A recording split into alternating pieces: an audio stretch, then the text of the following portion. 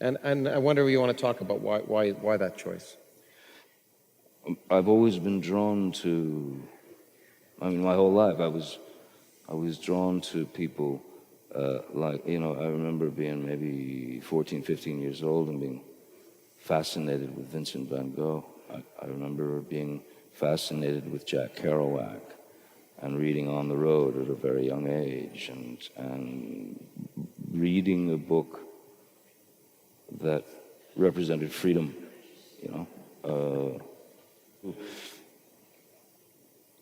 I became an actor by mistake. I really did. It just sort of happened, and it happened out of absolute need to pay the rent, need to live. So for the first couple of years, I really just was doing these movies because somebody was going to give me money, to do it. And then at a certain point, I realized that I was standing on a different road than my music and playing in a band. So at that point, I became passionate about learning and understanding what it really is and what it can be. So in my brain, like for example, I was on a series called 21 Jump Street. Thank you. I think I saw half of one once. But I was on that series, and I don't mean this to sound like some hideous, whiny actor or anything like that, or that I was, that I wanted to bite the hand that fed me. But I felt imprisoned. I felt trapped because at the time Fox Network was they were building themselves, and they were shoving me down the throats of the country, and I felt very uncomfortable because I realized that they'd made me a product, and I did not want to be a product, no matter what, because I could go back to construction, or I could pump gas again, I could play music, whatever. So for the 3 years that I was involved with that show, I did everything I could to be fired.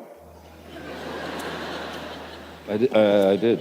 In fact, by appearing to be insane, right? Yeah. I mean, I did. I showed up on set once in a George Washington wig with red, white, and blue star-spangled bell-bottom pants, and refused to take it off because there's a great protection that one can use in terms of your approach to your character. There's a circle around you that no one can come into, which is, this is my choice for the character. That makes it a very difficult argument for a producer or someone of the upper echelon. So the George Washington wig came out, the turban came out. I began to talk like this, and once in you are under arrest, sir. There was what was it? Oh God, there was a really good one that they freaked out over. Oh, I took a rubber band and I wrapped it around the back of my tongue. And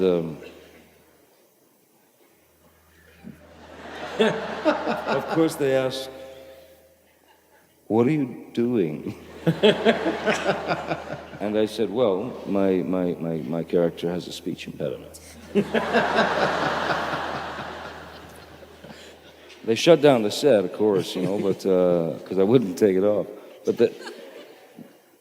But they still wouldn't fire me. I tried everything, but so I felt like I was imprisoned, and you vowed never to. Essentially, you vowed never to do that again. And that's why the choice of characters has always gone. And do you think it's because, I was going to talk about this later, but maybe now's a good time, that because, the more intense the characters, the more strange the characters, the more you had to put yourself into those characters and get out of the rest of your life? And do you think there's some aspect of that? definitely. I knew that I felt I had something to offer. You did. I wasn't sure if I was right or wrong, but I knew that I had to try, and I knew that that was going to require paving or actually hacking your way through a jungle that would. I needed to pave my own road.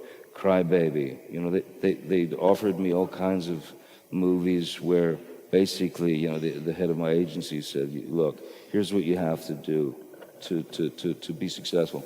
You must carry a gun and shoot people, and you have to, do things with girls Gee, that's a shame. on camera."